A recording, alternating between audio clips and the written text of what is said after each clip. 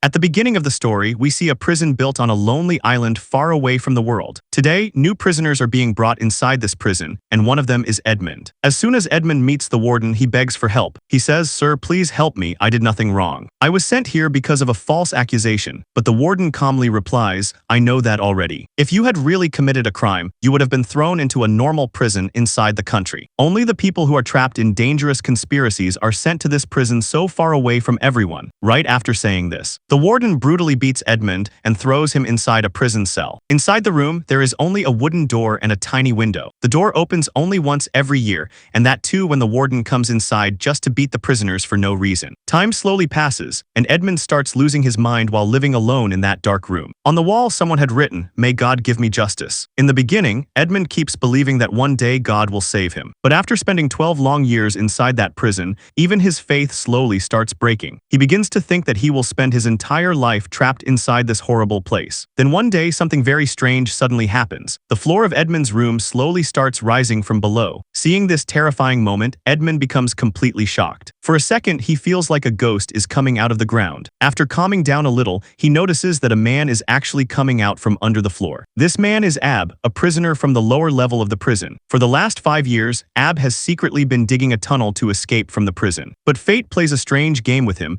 and the tunnel accidentally opens directly inside Edmund's room. It almost feels like a sign sent by God himself. After Ab enters his room, Edmund finally gets someone he can talk to. For so many years, he had been locked alone inside that tiny cell, and the loneliness was slowly driving him crazy. Ab then excitedly invites Edmund into his own room. On the other side, Edmund feels very happy because now he no longer has to waste time by making marks on the wall with stones just to count the days. But the moment Edmund enters Ab's room, he becomes completely shocked by what he sees. Ab's room looks nothing like the other prison cells. In fact, it almost feels like a small hotel room. There are chairs for comfort and shelves filled with many books. Ab then makes a promise to Edmund. He says that if Edmund helps him dig the tunnel, then during the remaining time, he will teach him many things. Edmund already has nothing important to do inside the prison, so he immediately agrees. After that, both of them are just about to start digging the tunnel when suddenly they hear the sound of the guards' footsteps coming closer. Edmund gets terrified and quickly runs back to his own room. He hurriedly prepares the trash basket because the guard is about to reach his floor. In this prison, the cell door opens only 2 times in a day. One time for collecting the garbage and the second time for giving dinner to the prisoners. Other than this, they have the entire day to themselves. This gives them enough time to work on the tunnel without worrying about getting caught. After this, Ab cuts a small piece of his hair. Then he creates sparks using stones and lights the hair on fire to make a candle glow. Using that weak light, both of them somehow crawl inside the narrow tunnel and continue digging forward. There is very little space underground, so digging the tunnel is extremely difficult. Ab believes that if they continue digging at the same speed, it will still take at least 3 more years to finally reach outside the prison. One day while resting, Edmund discovers from one of Ab's books that Ab was once a highly skilled swordsman and soldier. After learning this, Edmund becomes stubborn and tells Ab that if he does not teach him sword fighting, then he will stop helping with the tunnel. By now, Edmund has only one goal left in his life, and that is taking revenge on his enemies. Hearing his words, Ab finally agrees and decides to train Edmund in combat. Ab explains that speed is the greatest strength of a true warrior. To teach him this lesson, Ab uses the drops of water falling inside the room. He quickly moves his hand through the falling water so fast that his hand does not even get wet. Then he tells Edmund, "The day your hands become this fast, you will become a great fighter." After this, Ab goes back to digging the tunnel while Edmund continues practicing on his own. A few days later, Ab breaks wooden planks from the door and creates fake swords. Then he starts properly training Edmund in sword fighting. Whenever the sword training ends, Edmund spends his time studying. Slowly, his entire day becomes filled with studying, digging the tunnel, and practicing sword fighting skills. After a few months, Edmund improves greatly. His sword fighting becomes so good that even Ab starts feeling that Edmund has now become a better swordsman than him. One evening during a conversation, Edmund learns something surprising about Ab's past. Ab tells him that he once worked for a very rich family called the Stedia family. His master had collected an enormous fortune, and now Napoleon has imprisoned Ab only because he wants information about that hidden treasure. Hearing this, Edmund becomes very angry because he too was trapped inside the prison because of Napoleon's betrayal. Day by day, the tunnel digging brings them closer to freedom. Then one day, while digging underground, they finally notice plant roots inside the soil.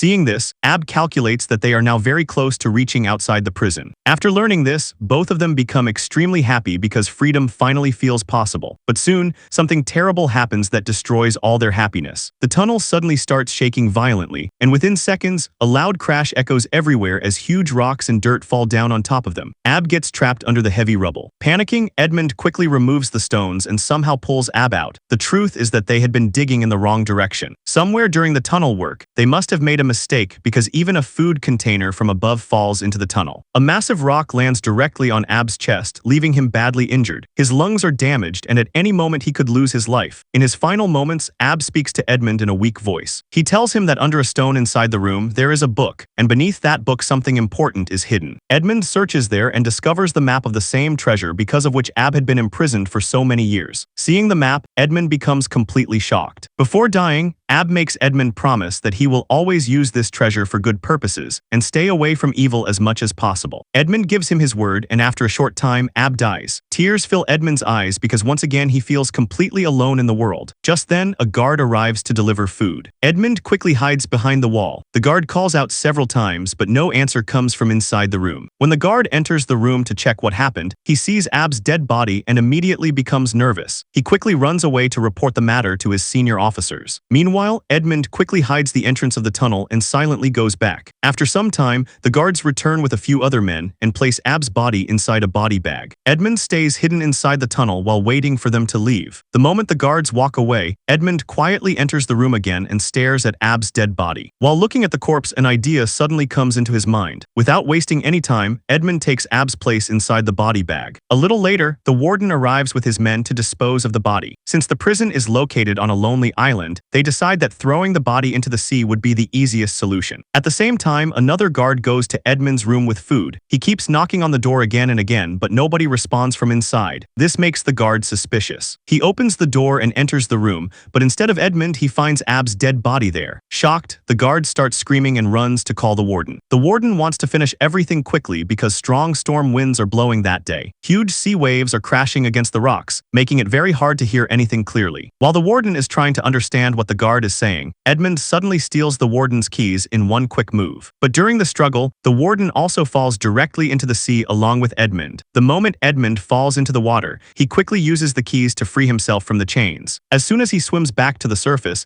he turns around and sees the warden behind him. Years of anger are burning inside Edmund's heart. Filled with rage, he brutally drowns the warden in the water and kills him. After that, Edmund keeps swimming far away into the sea without ever looking back. The next morning, when Edmund opens his eyes, he finds himself on an island. He has no idea how he managed to survive and reach there alive. Even Edmund himself cannot understand how he escaped death in the middle of the sea. But even now, his troubles are not over. A group of pirates is sitting nearby and watching him calmly. Edmund thinks that they are going to kill him, but the pirate leader Luigi decides to give him one chance. Luigi says that Edmund can stay alive only if he fights their traitor companion named Jacopo. The pirates were already planning to bury Jacopo alive. Luigi explains the rules clearly. If Jacopo wins the fight, then he will be allowed to rejoin the pirate crew and Edmund will be killed. But if Edmund wins, then they will set him free. Soon, the fight between the two begins. Jacopo is highly skilled in sword fighting, but the techniques Edmund learned from Ab proved to be extremely powerful. Even after attacking many times, Jacopo cannot even touch Edmund. Then Edmund suddenly finds the perfect chance and attacks quickly, knocking Jacopo to the ground. But instead of killing him, Edmund turns toward Luigi and says, "Look, both of us can work for you. We are useful men, why kill us for no reason? Finding good pirates is not easy anyway." Seeing Edmund's skill and kindness together, Luigi becomes impressed and decides to spare both of their lives. Later on the ship, Edmund tells the captain his entire story. After hearing everything, the captain finally sets Edmund free so he can complete his mission of revenge. Jacopo also decides to stay with Edmund because Edmund saved his life. He promises that he will always remain loyal to him. Edmund then asks Jacopo to arrange a boat for him while he finishes some personal work first. Late at night, Edmund secretly goes to visit the house of his old master,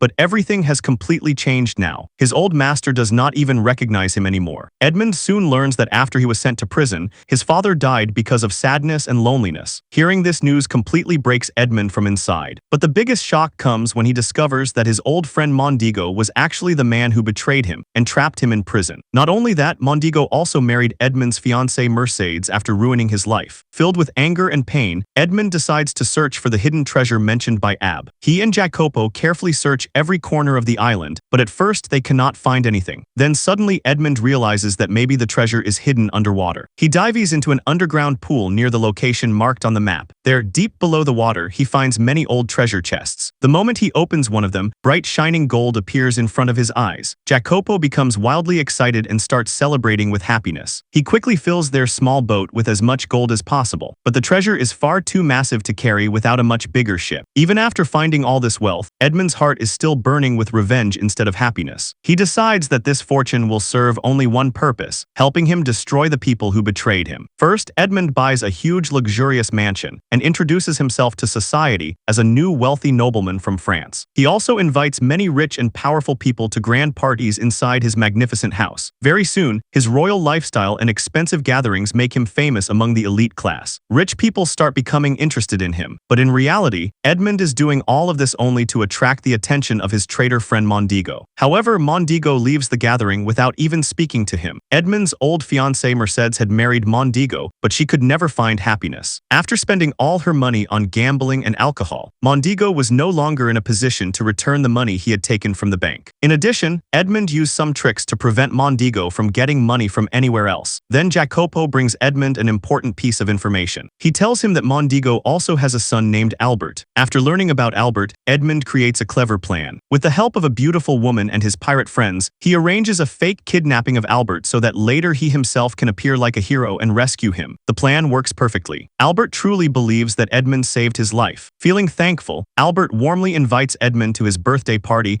and requests him to attend the celebration a few days later. At first, Edmund acts a little difficult and shows some attitude, but in the end he agrees to come. During the same party, Albert introduces Edmund to his father Mondigo. After 13 long years, the two enemies finally stand face to face once again. Edmund's appearance has changed so much over the years that Mondigo fails to recognize him. But as soon as Mercedes saw Edmund, she had a strange feeling, but she could not understand who it was. But then after a while, when Edmund was twisting his hair in a special way, Mercedes immediately recognized him because it was an old habit of Edmund. Edmund knew that Mondigo was in dire need of money, so he started talking big things in front of Mondigo. Edmund says that I have found a lot of gold from a special place, and tomorrow my 100 kilos of gold are going to arrive on the ship. Then he tells Villefort that you have to clear everything with the police. Actually, Villefort is revealed to be a corrupt magistrate who controls most of the police in the area. After listening to Edmund's words, Villefort secretly makes a plan with Mondigo. They decide that before Edmund's treasure fully arrives, they will steal all of it and keep the gold for themselves. Mondigo then says that there is one more man who can help them complete this job. In reality, these same three men were responsible for sending Edmund to prison years ago, and now Edmund has intentionally brought all of them together for his revenge. After the party, Mercedes secretly got into Edmund's carriage, and when Edmund arrived, Mercedes tearfully told him that Mondigo had betrayed her and that Edmund had been hanged. Edmund was afraid that this truth would ruin his revenge plan,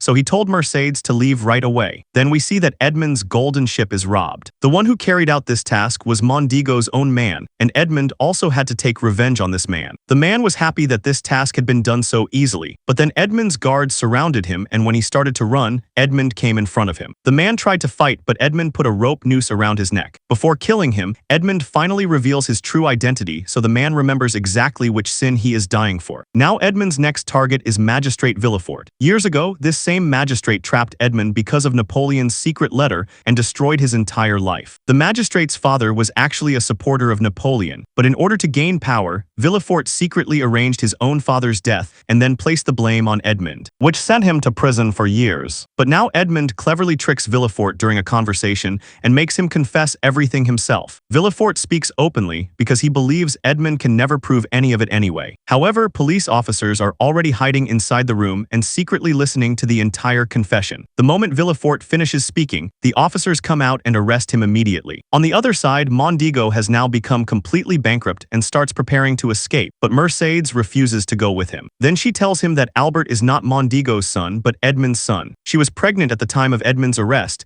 and because of this compulsion, she married Mondigo. Hearing this, Mondigo started shouting angrily, but he had no other choice. Then he goes to the castle where they hid all the stolen treasure. But when the treasure chests are opened, they are filled with nothing except sand. Inside the last chest, chest, there is only a small chess piece, the same one that Mondigo himself had once given to Edmund years ago. At that moment, Edmund appears in front of him, and Mondigo finally realizes who he truly is. Filled with rage, Mondigo attacks Edmund with his sword, but he is no match for him. Edmund easily knocks the sword away and pins Mondigo against the wall. Just as Edmund is about to deliver the final strike, Albert suddenly steps in and says that he will not allow his father to die like this. Taking advantage of the situation, Mondigo secretly loads gunpowder and a bullet into his gun. Just then, Mercedes also arrived there. She stopped Edmund and told him that Albert was her son. Edmund was shocked to hear this. At the same time, Mondigo aimed at Edmund, but Jacopo threw the knife with lightning speed, which Mondigo missed, but the bullet hit Mercedes in the shoulder. Taking advantage of this opportunity, Mondigo ran away from there, but Edmund also chased him. Then Mondigo suddenly launches a deadly attack while riding on horseback, causing Edmund's sword to fall from his hand. For a moment, it looks like Mondigo is finally going to win the fight. But in the end, Edmund somehow manages to overpower him and delivers a fatal strike. Mondigo dies on the spot. After finally calming the fire of revenge burning inside his heart for so many years, Edmund took his fiancée Mercedes and his son Albert to the prison where he had spent 13 years. There he remembered his mentor Abbé. Thinking of Abbé, he bowed his head at his feet and then bought the entire area for himself, so that no other innocent person would have to suffer what he had suffered in that prison. And with that, the movie ends here. If you liked this video, then like it and subscribe to our channel to see more such videos. Thanks for watching.